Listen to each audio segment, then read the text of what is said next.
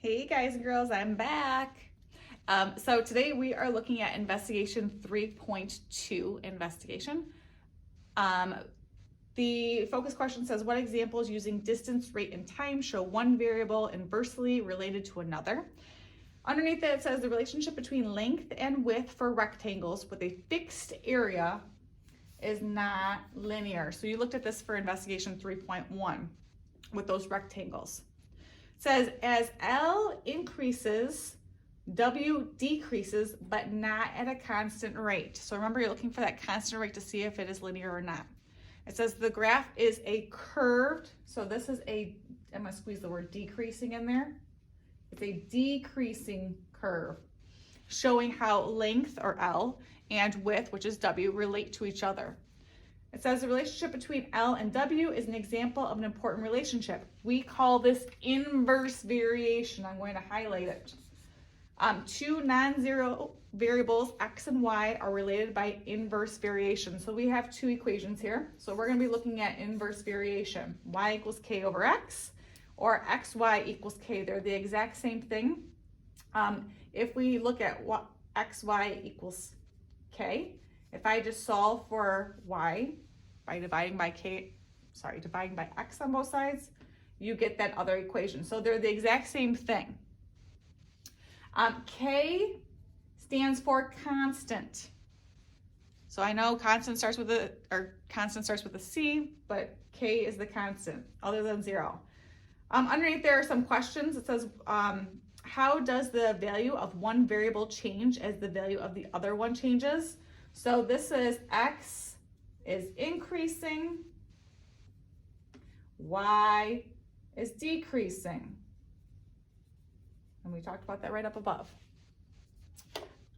But not at a constant rate of change. And I'm abbreviating by writing CRC. If you want to write constant rate of change out, feel free to.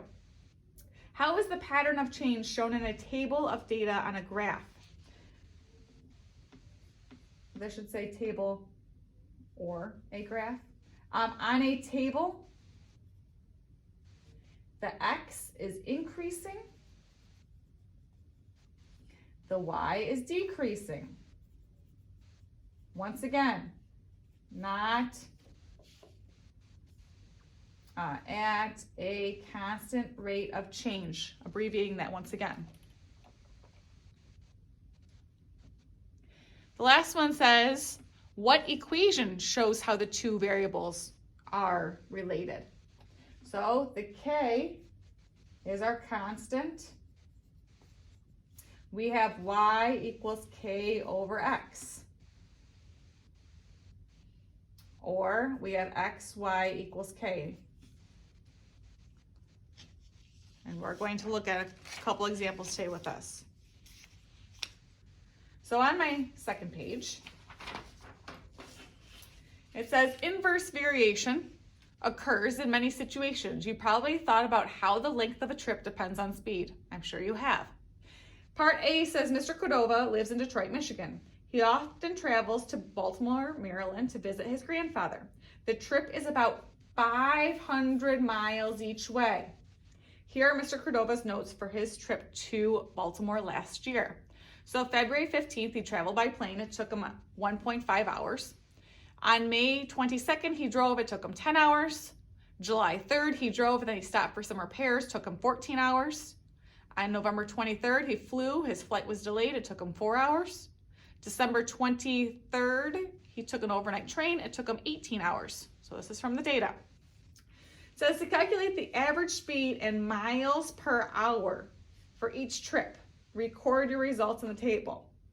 So I want to figure out how many miles per hour. So here, alphabetically, X, Y. And I'm just labeling those. So for my travel time, for the first one, it took me 1.5 hours. The second time, it took me, I'm just going to put these in order. 1.5 hours.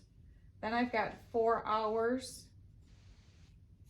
Then I've got 10 hours. Then I've got 14 hours. And then I've got 18 hours. So I just put those in order from least to greatest. Okay. Hours. So I want to find my average speed. So by doing so, I need to find my miles per hour. So I'm going to grab myself a calculator. So my total miles per hour, so my miles was 500 up here in the reading. This is my constant. No matter how I traveled, by plane, by car, by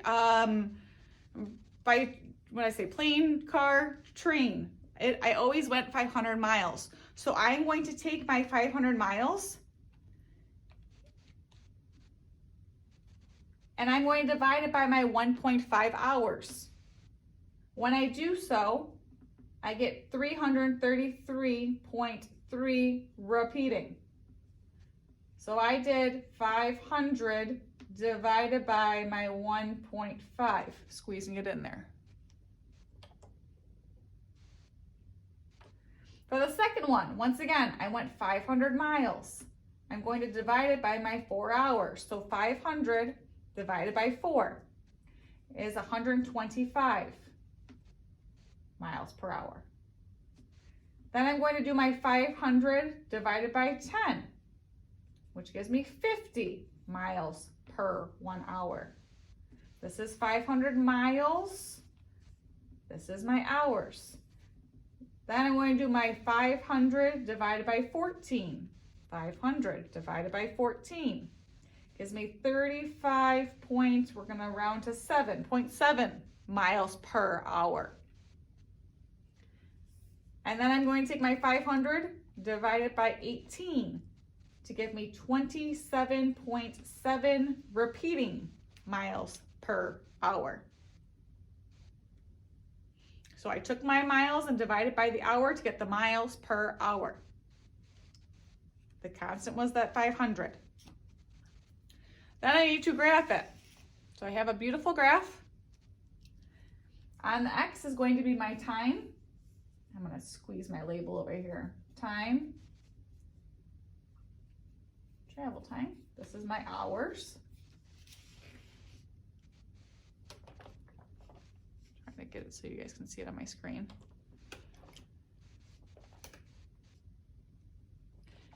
Here is my speed, my average speed.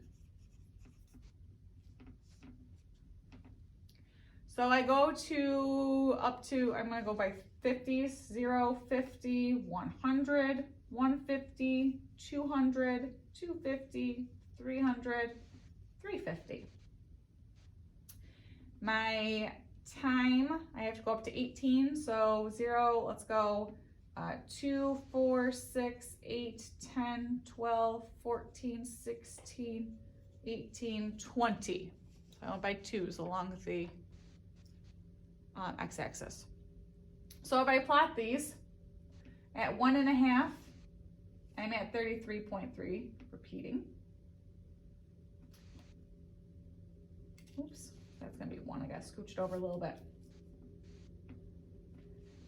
At 4, I'm at 125. At 10, I'm at 50. At 14, I'm at 35.7. And the 18, I'm at 27. So there's my decreasing curve.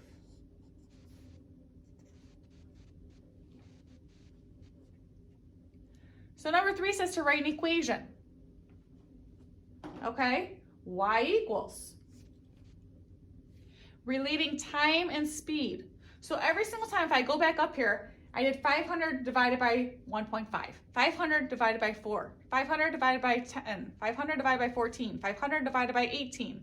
I took that constant of 500 and divided by the time traveled every single time. So all I'm doing is 500 divided by my time traveled, which is represented by X here. Time traveled, I gave it the X.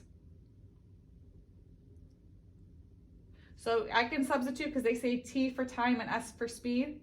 I could do my 500 divided by my time would give me my average speed, just changing those variables. Number 4 says, is the relationship between distance and time an inverse variation? Yes, it's a decreasing curve. Woo-woo.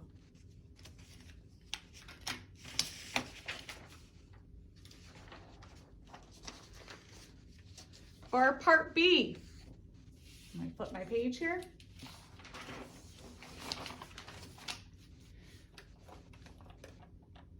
Mr. Cordova's family is planning a trip of 300 miles to Mackinac Island near the Upper Peninsula of Michigan.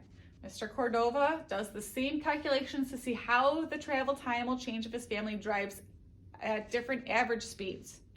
So here I've got average speeds of 30, 40, 50, 60, 70. Then I've got my time traveled of 10, 7.5, 6, 5, and 4.3. Number 1 says, describe the change in time traveled as the average speed increases. So as the average speed increases, because it says average speed increases, and my average speed is increasing from 30 to 40, 40 to 50, 50 to 60, 60 to 70, what's happening with our time travel? Well, I'm going from 10 to 7.5, from 7.5 to 6, 6 to 5, 5 to 4.3. The travel time is decreasing. This is how we describe it. But, let me space that out. But not at a constant rate of change. And I'm abbreviating that with CRC again. It's not constant. I'm going from 10 to 7.5, 7.5 to 6, 6 to 5, 5 to 4.3. That's not constant. Write an equation that relates time travel T to average speed S. Okay, so what is my constant every single time? Well, if I go back up here, he's going to Mackinac Island every single time. It takes him 300 miles to get to Mackinac Island, no matter if he goes at a speed of 30 or 40 or 50 or 60 or 70. He has to go 300 miles no matter how fast he goes. So that's our constant. This is our K. So I have Y equals my 300 over my X. Now, you're probably thinking, well, how does that work? Well, if I take 300 divided by 30, it equals 10. If I do 300 divided by 40, it equals 7.5. If I do 300 divided by 50, it equals 6. 300 divided by 60 is 5. 300 divided by 70 is 4.3. You could also double check. If you do 30 times, I'm throwing a little X in there for a time symbol, 30 times 10 is 300. 40 times 7.5 is 300. 50 times 6 is 300. 60 times 5 is 300. 70 times 4.3 is 300. They always equal the constant when I multiply these. Throwing the multiplication symbol in there. So when I multiply these together, they always equal the constant. Number 3, they want us to graph it. So I've got my speed along the X and my time along the Y. For my speed, I have to go up to 70. I'm going to go by 10. So 0, 10, 20, 30, 40, 50, 60, 70, 80, 90, 100. My time has to go up to 10. So I'm just going to go by 1s, 2, 3, 4, 5, 6, 7, 8, 9, 10. At 30, I'm up at 10. 40, I'm at 7.5. 50, I'm up at 6. 60, I'm up at 5, 70, I'm at 4.3. There's my curve. Number 4, is the relationship between travel time and average speed an inverse variation? Yes! How do I know so? It's a decreasing curve. It's not going to touch my X or Y axes. Decreasing curve.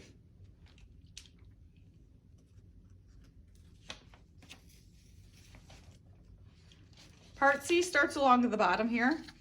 It says, suppose Mr. Cordova decides to aim for an average speed of 50 miles per hour for the trip to Mackinac Island. And let me flip. And I'm gonna circle this 50 miles per hour and I'm gonna rewrite on the next page so I don't forget it. That's just how it printed off on mine. So we are going 50 miles per hour. And 50 is going to be our constant rate of change. And if you ever know the word per, it means multiply. Something if you didn't know that. It means multiplication. So it says to make a table. Let me flip my screener over here. Make a table and a graph to show how the distance traveled will increase as time passes. Show times from when the family leaves home to when they reach their destination. Well, if I'm at home, I'm at 0. And if I'm at 0, that means I've gone nowhere. I've got distance of 0 and time of 0.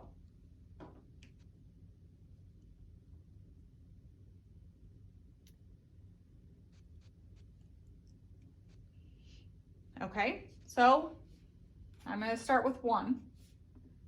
Let's just fill in 1, 2, 3, 4, 5, 6. Let's see if we reach our destination. So at 1, I need to figure out my distance traveled. Well, I'm going 50 miles per hour. So 1 times 50 will give me my distance.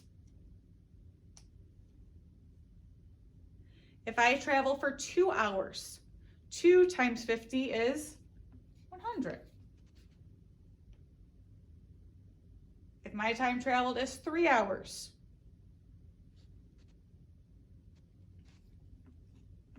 3 times 50 is 150. 4 times 50 is 200. 5 times 50 is 250. And 6 times 50 is 300.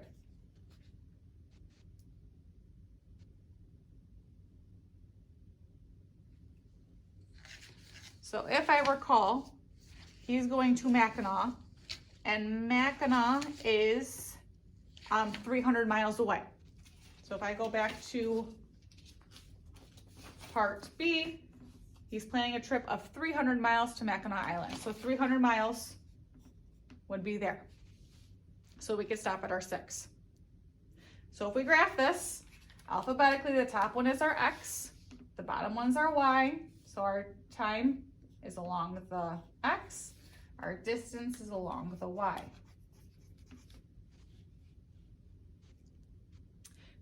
The distance, I'm going up to 300, so I'm going to try to go by 50, 0, 50, 100, 150, 200, 250, 300, 350, 400, 450, 500. And then time, I'm just going to go by ones. 1, 2, 3, 4, 5, 6, 7, 8, 9, 10. And I'm plotting my points. So 0, I'm at 0. 1, I'm at 50. 2, I'm at 100. 3 is at 150. 4 is 200. 5 is 250. 6 is 300. I can't help it. I like to use a ruler if possible.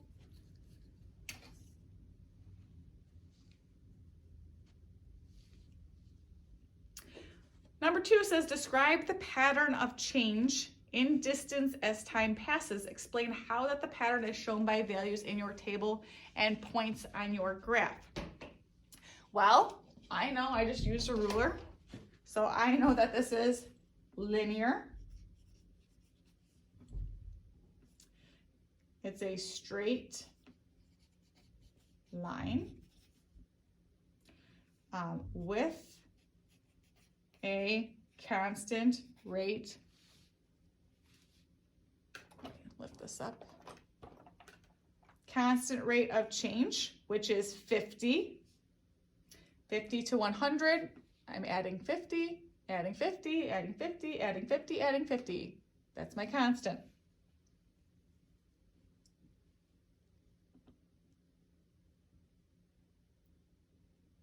Now, there's a side note that I want to include here. And I'm not quite sure if you learned this back in 7th grade, so I want to take a moment to discuss it. This here, when it goes through the point 0, 0, this is called a direct variation. Also in 7th grade, you should have heard the term proportional. If you did not, just a way that I remember proportional, let me grab my, it's got all of these zeros. So I know because it's got 0, 0, and 0 that it goes through the point 0, 0.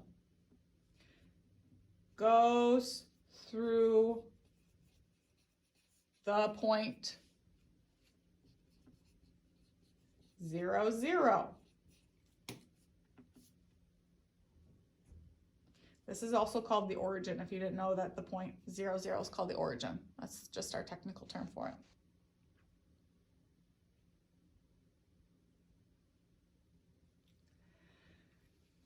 Number 3 says to write an equation relating distance traveled, d, to time t. Well, this is linear. We're looking at y equals mx plus b. Good old y equals mx plus b. It never goes away.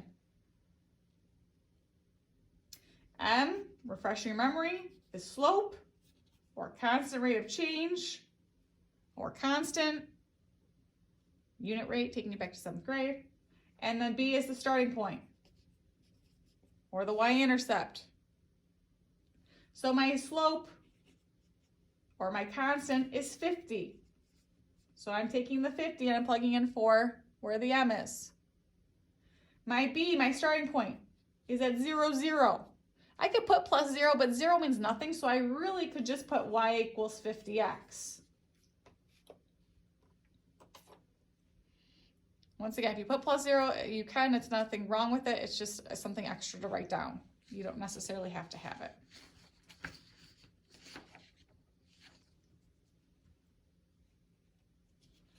And then I think I've got one last thing squeezed on here. Oh, it might have got cut off here. My number 4 says, is the equation relating distance and time in inverse variation? And then it says to explain. So is this the inverse variation? No, it's not. We're just learning about inverse now. We have this straight line. We know what straight lines are. No, it's a straight line. That means it's linear, not inverse. Linear straight line. Inverse is a curved line, or a curved, I want to call it a whisker.